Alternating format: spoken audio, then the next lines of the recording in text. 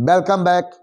मैं अमर कुमार कुशवाहा एक के मैथमेटिक्स 01 में आज उसी के कड़ी में सवाल नंबर 10 जो उसके पहले लगातार कई सवाल बता चुका हूं, वैसे ही सवाल नंबर 10 हम आगे देखेंगे। एक छतरी में 8 ताने हैं जो बराबर दूरी पर लगे हुए हैं। आकृति से मतलब बुक में फिगर बनाया हुआ है, छाता टाइप का, छतरी टाइप का मालूम होगा। छतरी से 45 सेंटीमीटर त्रिज्या वाला एक सपाट वृत्त मानते हुए इसकी दो क्रमागत तानों के बीच का क्षेत्रफल ज्ञात कीजिए। तो बच्चे यह सवाल को सॉल्व करने के लिए हम जो छतरी होता है उसको इमेजिन करेंगे। तो उसका जो त्रिज्या है छतरी का वह दे दिया है 45 सेंटीमीटर। हम लिख लेंगे this equal to R equal to कितना 45 सेंटीमीटर। और यह भी कहा है कि उसका जो छतरी है उसका 8 यानी 8 ताने हैं। ठीक है, जब 8 ताने हैं तो तुमको मालूम है बच्चे किसी भी सर्किल में, अभी जस्ट एक सवाल बताए थे सवाल नंबर 9 में, तो उसमें बताए थे कि जितना उसका त्रिज्यखंड है यानी जितना त्रिज्या है उतना उसमें एंगल बनेगा और प्रत्येक एंगल क्या है बराबर एंगल बनता है।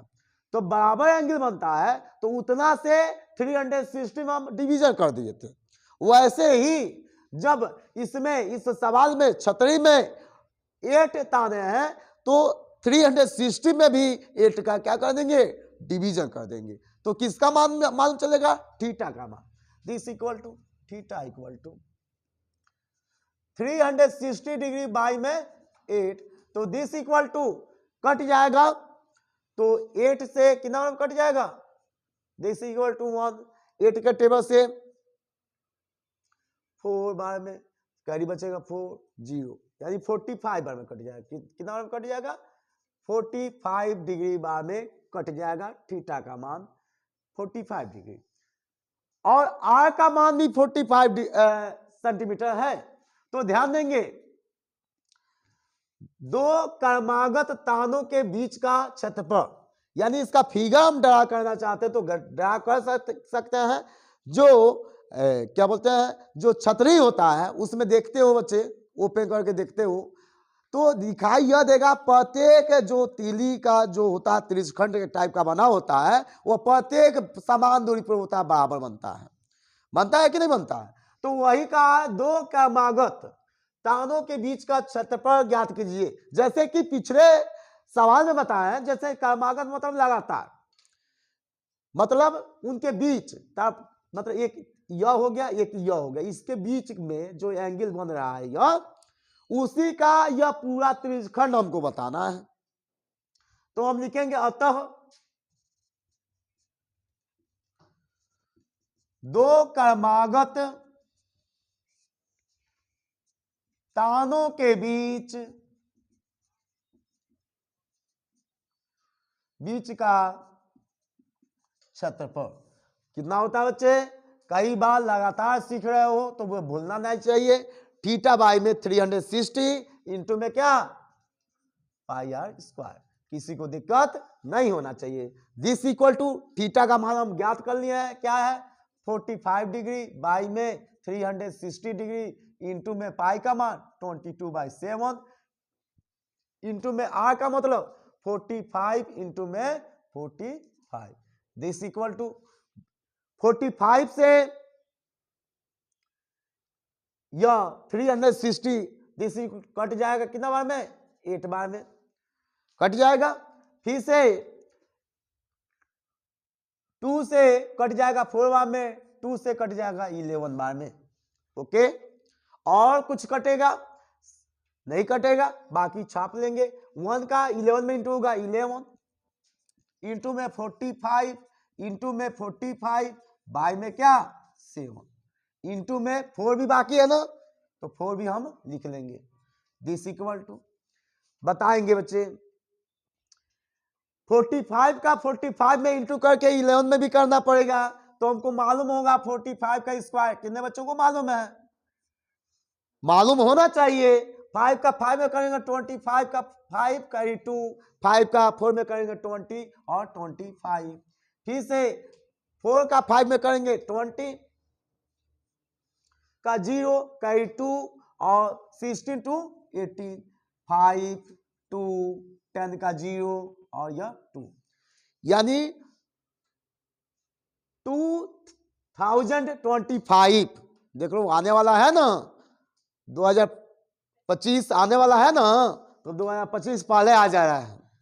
अब इसी में 11 का भी इंटू कर देंगे, 0225 होगा, इंटू में 5202, 2025 कितना इंपॉर्टेंट है, कितना दिन बाकी है?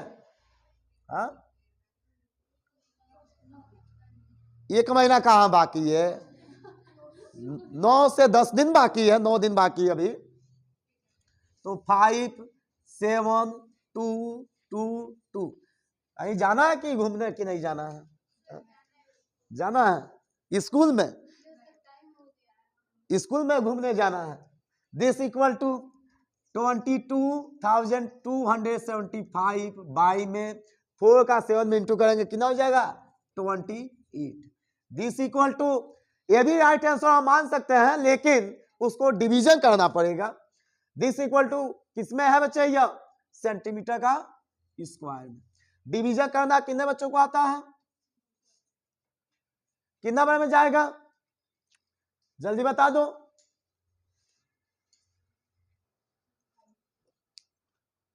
एट बार में जाएगा?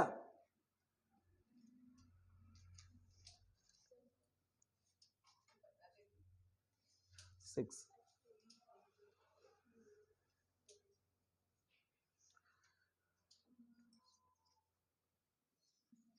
देखोगे ज्यादा हो जाएगा, 7 बार में जाएगा, 7 बार में जाएगा।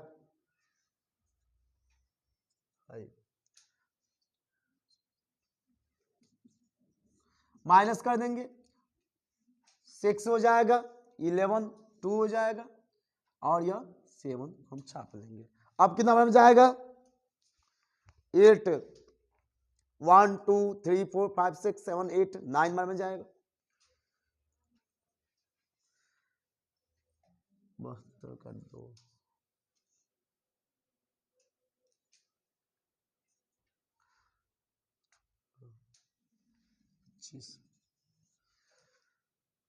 माइनस कर देंगे 5 1, एक और है ना नंबर 5। अब कितना बार में जाएगा? 5 बार में जाएगा। 5 0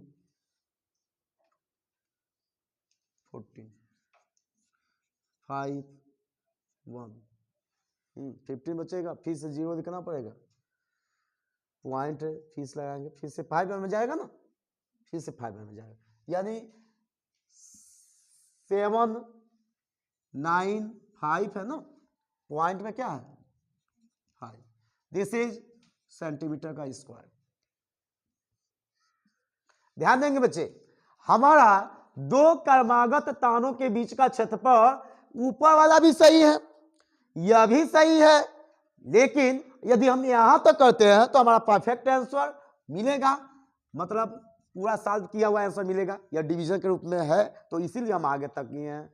तो आई होप सभी बच्चों को यह सवाल समझ में आया होगा। तो सभी से बच्चों से यह भी है कि अभी टाइम नहीं है, जो भी टाइम है उसका यूज करें, अधिक से अधिक घर पर बैठकर जो भी सवाल बता रहे हैं उसको समझें और लगा कर अभ्यास करके प्रैक्टिस करके, क्योंकि बार बार लगाएंगे समझेंगे, जो गलती होगा वही सीख मिलेगा, वही गलती एग्जाम टाइम में नहीं होगा। तो सभी बच्चे मेहनत करें, क्योंकि अभी भी टाइम है, उसको सीखने का प्रयास करें। ठीक है बच्चे, ओके।